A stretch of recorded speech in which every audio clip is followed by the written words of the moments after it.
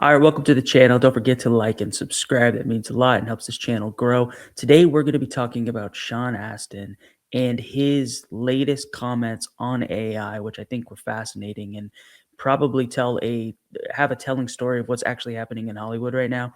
He calls it a tsunami. He says that it's all chaos, and I believe it. As someone who's done films and video for corporate companies as well as commercials and has done a bunch of different video for anywhere from music videos to doing the Instagram reels for small brands. I can tell you that the whole industry has changed and a lot of people out of work. A lot of people are struggling and they're trying to find how to change, what to do. There's a lot of purists in this industry that talk about not wanting to adapt to AI. And I think that what Sean has to say might change your mind and might help us all. Let's take a look at what he says.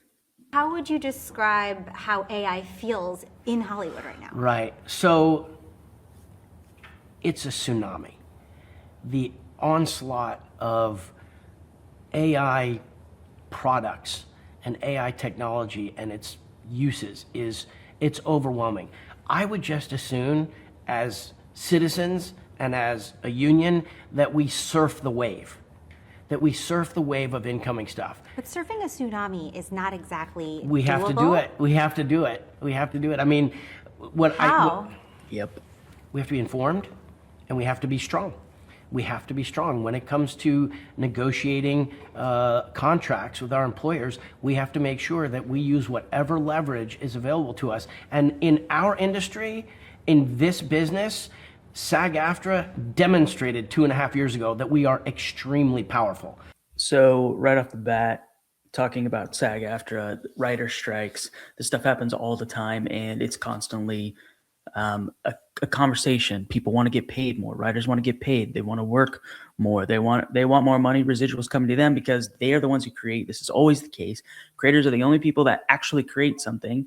If you're a business owner, I would say you are also a creator, but you are making all these things. You're slaving away. You're doing all this work, and for what? So the people at the top can profit and just take everything that you own and make 150%, more percentage wise, more money than you'll ever see. And I get it. That's the cost of business.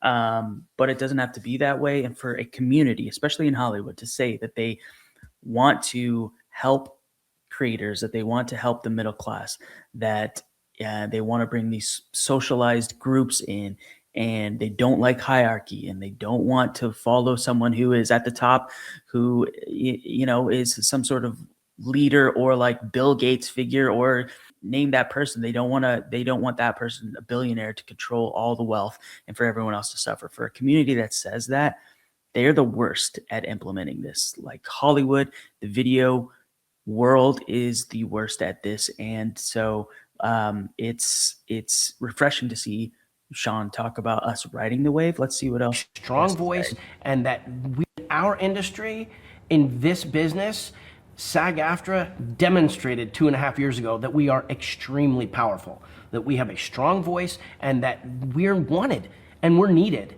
They want to treat with us, so we're going to find a respectable, responsible way of engaging with them, but we're not going to let them get out of the contract without absolutely making commitments to us about how to protect our name, image, and likeness. But, I was saying that I'm tired of being overwhelmed. I'm tired of feeling like out of control. We see it now. It feels like smoke for people. Like I can't quite get a handle on this, deep fake, or this idea that a character is going to be created and take my job. There's stuff that's outside of our physical grasp, but we're pretty clear-eyed now. We see the kinds of dangers that exist. And so instead of being freaked out by stuff that's out of our control, I'm going to be freaked in by what is in our control. I'm going to make sure that that our team at the union is empowered to make the strongest possible case to our employers for what we need. Yeah, I tend to not believe in unions. I have a very conservative mindset as to business and the economics, social economics as well. But I think that in this case, like unions are necessary.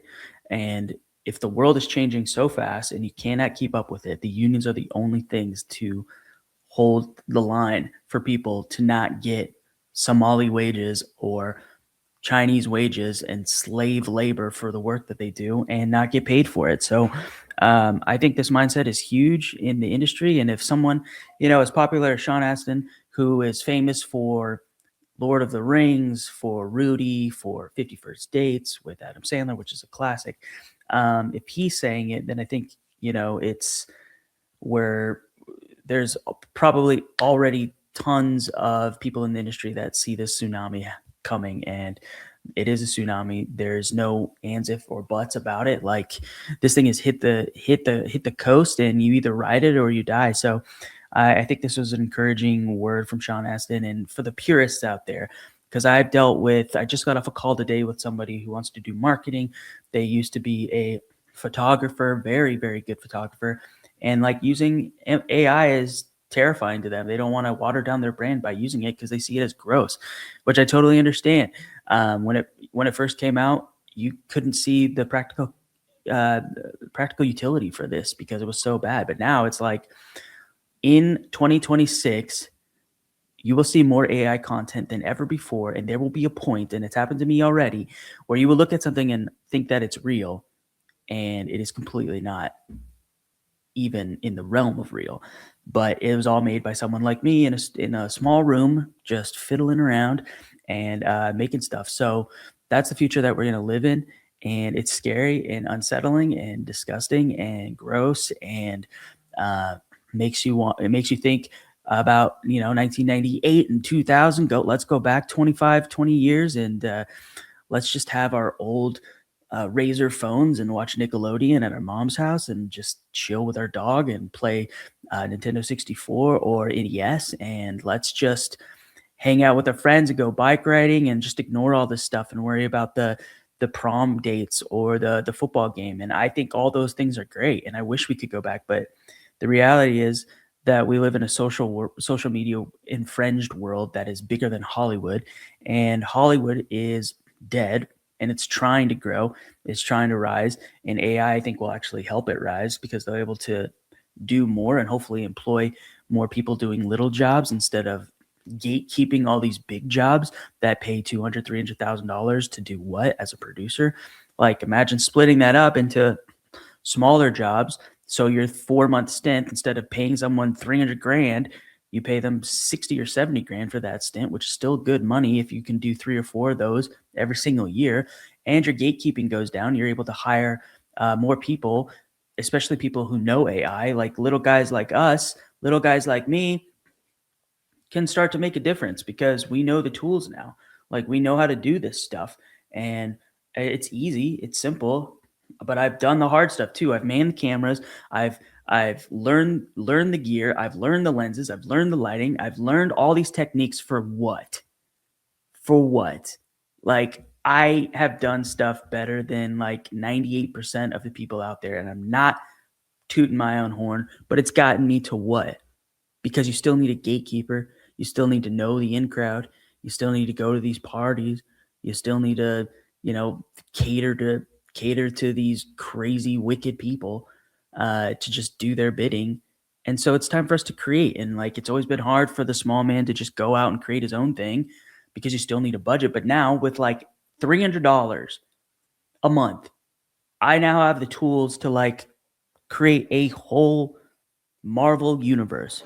I just need the time to do it. So time is always the most valuable thing, but it's even more valuable now because this time will for creators allows you to go out, sit down, make a podcast like this thing or explain like your process and get your name out there. And this is how it's done nowadays. So you got to get on board, get on the surfboard.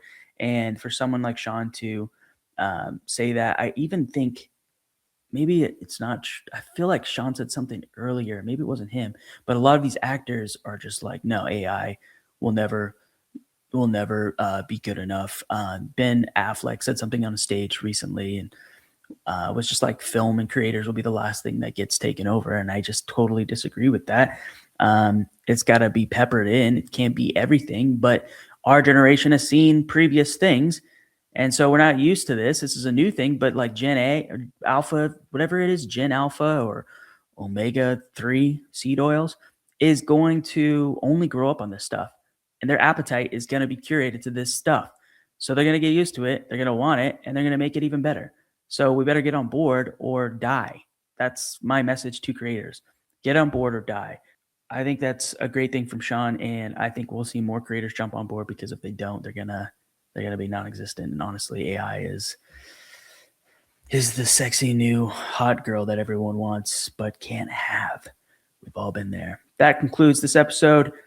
Stay tuned. We'll have more on AI, creative conversations, and conversations with business entrepreneurs who are trying to change the world and do cool things. More to come. I'm hoping to grow this channel and have real conversations with people, dive into real issues with AI, what works, what doesn't, real issues with creatives, what works, what doesn't for them, and real business applications that work for entrepreneurs, and what works and what people are selling you every single day that doesn't seem to work. So that's it for this episode. Stay tuned. Don't forget to subscribe again, and I will talk to you later.